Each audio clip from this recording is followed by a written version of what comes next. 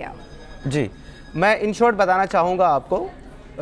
देखिए, जैसे कि मैंने बताया कि मैं एक सुन्नी परिवार के अंदर पैदा हुआ। मेरी जो फैमिली है वो बहुत ज़्यादा ह्यूमनिस्ट और रैशनल टाइप की फैमिली है, बहुत ज़्यादा इंटू नहीं है मज़हब या दीन के अंदर, लेकिन बहुत ज़्यादा रैशनल लोग हैं। मेरी फैमिली ने कभी मुझे फ़ोर्स नहीं किया दीन को ज़्यादा फॉलो करने के लिए, ये सब करने के लिए। मेरी अपनी खुशी से मैं तबलीगी जमात में, हाँ, स्टार्ट में मुझे इन्फ्लुएंस किया गया तबलीगी जमात के द्वारा कि मैं जाऊँ, उससे जुड़ूँ।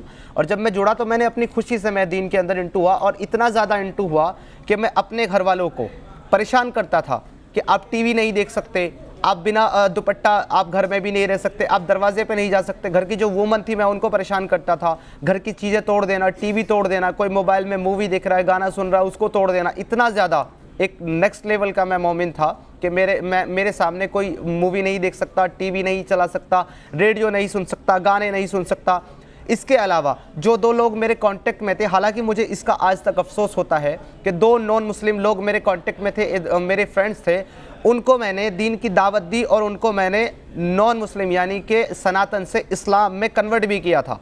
इस लेवल पे मैं प्रोपोगेट करता था तबलीगी जमात में रह करके इस्लाम को।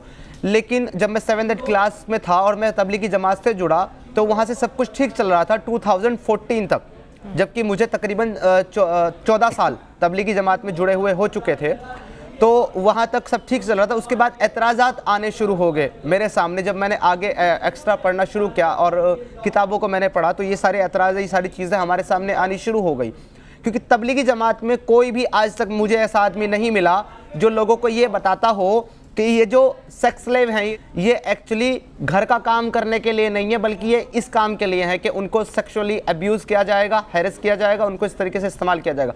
हमेशा हर एक तबलीगी जमात वाला हर एक नए मुसलमान को जो उससे जुड़ता है यही बताता है कि ये यानी कि ये नौकर हैं, ये घर की काम करने वाली नौकरानियाँ जैसे कि हमारे घर में होती हैं, उसी तरीके से प्रेजेंट किया जाता है। बट जब मैंने ये चीज़ें पढ़ी अपने बिहाफ से और मैंने रिसर्च किया था, मुझे पता चला कि एक्चुअली ये है क्या।